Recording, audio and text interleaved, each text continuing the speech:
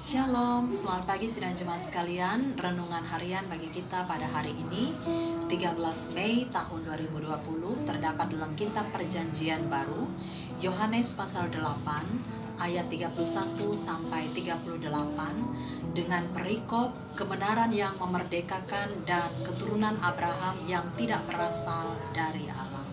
Kita berdoa. Allah yang baik, kami mau memahami dan mengerti firman-Mu pada saat ini.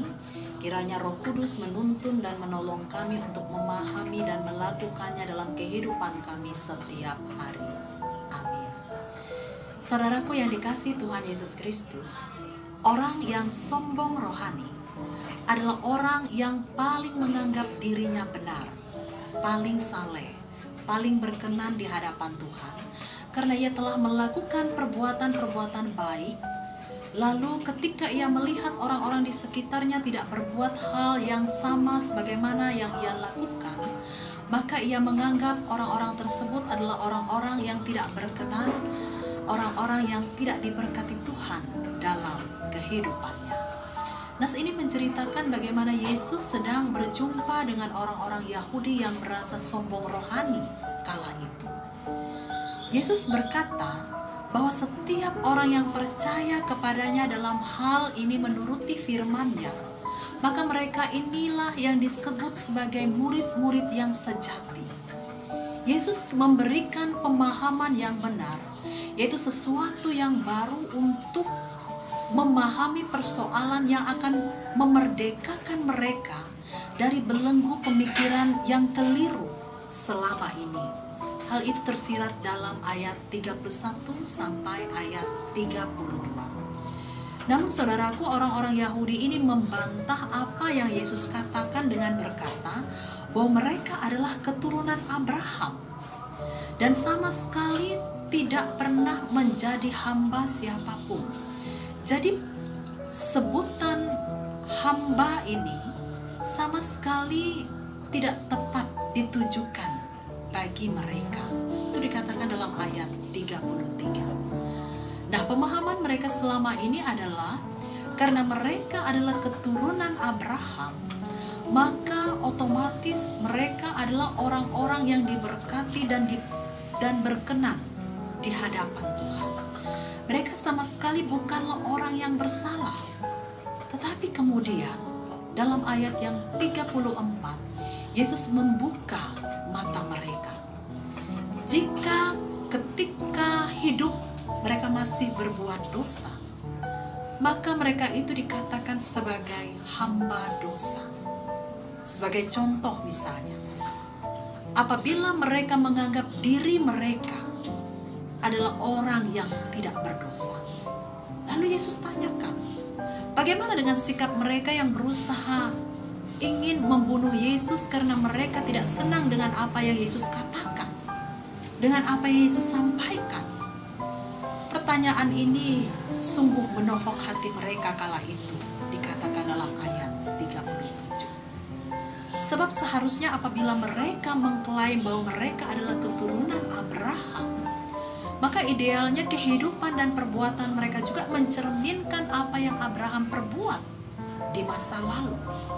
Secara tidak langsung Yesus mau mengatakan bagi para keturunan Abraham ini bahwa ketika mereka tidak meneladani apa yang Abraham lakukan, maka mereka adalah keturunan Abraham yang tidak berasal dari Allah. Karena Abraham adalah orang yang saleh, ia adalah seorang yang beriman. Kesalehan, iman, ketaatan, dan takut pada Tuhan itu tidak diberikan begitu saja, tetapi ia perjuangkan dalam pengalaman kehidupannya sehingga ia layak di hadapan Allah. Saudaraku, dari nas ini kita mau belajar yang pertama, menyampaikan sebuah kebenaran itu bukanlah soal perkara yang gampang. Banyak resiko yang harus kita tanggung. Karena banyak resiko ini tidak semua orang mau dengan sukacita melakukan dan menyampaikannya.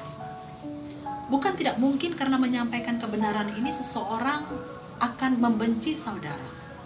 Seseorang tidak disenangi atau kita juga akan berhadapan dengan resiko-resiko yang lainnya. Tetapi dalam nas ini kita mau melihat dengan jujur dan terbuka. Yesus mengatakan pada waktu itu apa yang seharusnya ia katakan. Yesus bersedia menerima resiko itu apapun yang terjadi demi meluruskan sesuatu yang keliru. Renungan bagi kita adalah, bersediakah kita mengambil sikap seperti Yesus, menyuarakan kebenaran dan meluruskan sesuatu yang salah. Mungkin saudara tidak akan populer ketika saudara mau mengambil cara ini, karena hal ini melawan arus, mengganggu kenyamanan seseorang. Namun lebih baik kita melakukan sesuatu daripada tidak sama sekali. Jadilah berkat dalam kehidupan kita, sehingga kita pun diberkati, sehingga kata dan perbuatan kita memberi sukacita dan memberkati orang lain. Yang kedua, sikap orang Yahudi dalam nas ini mengingatkan kita bahwa tidak ada seorang pun yang sempurna di muka bumi ini. Perbuatan baik apapun yang ia lakukan, tetaplah ia punya sisi kelemahan sebagai manusia. Tetapi teruslah berbuat baik, terbuka terhadap masukan, bersedia menerima pemahaman yang benar, yang akan membuat kita menjadi orang yang berharga di mata Tuhan. Selamat menunaikan hidup dan karya kita hari ini. Immanuel, Tuhan Yesus memberkati. Sampai jumpa. Shalom.